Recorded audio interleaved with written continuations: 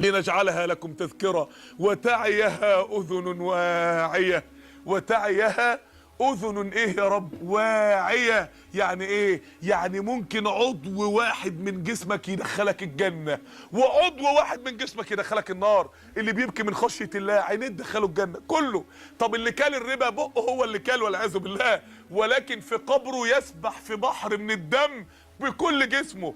اللي زنا عضو واحد فيه اللي عصى والعياذ بالله، ولكن في قبره يبقى تابوت من جبر، يبقى فرن يتجمع الزناه مع بعض فيه، النار تقعد تلاحقهم من كل جهه جواه، رغم ان عضو واحد اللي عصى. عضو واحد ممكن يدخلك الجنه او النار. عينيكي ممكن تدخلك الجنه او النار.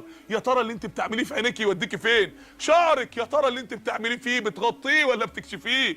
لبسك يا ترى لبسك يدخلك الجنه ولا النار؟ يا ترى الهدوم اللي في دولابك تدخلك فين؟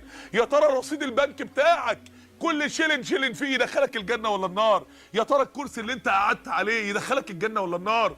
يا ترى يا جماعه، يا ترى يا دكاتره الجامعه، يا ترى يا موظفين الحكومه، يا ترى يا ضباط، يا ترى يا عساكر المرور، يا ترى يا رؤساء، يا وزراء، يا ترى يا مدراء كل مؤسسه وكل مصلحه، يا اصحاب الشركات، يا تجار، يا بنات الجامعه، يا شباب، يا اخوات، يا ملتزمين، يا ملتحين، يا منقبات، يا ترى يا جماعه كل عضو فينا يدخلنا الجنه ولا النار؟ اقفوا قدام نفسكم الليله، امسك عضو فيك، امسكي شعرك جنه ولا نار، امسك عينيك جنه ولا نار، امسكي لسانك الغيبه والنميمه والكذب امسكي لسانك جنه ولا نار، امسك ودانك والمعاصي بتاعت الودان جنه ولا نار.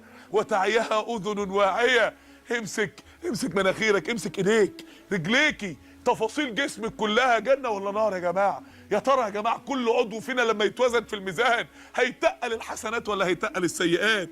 وتعيها اذن واعيه.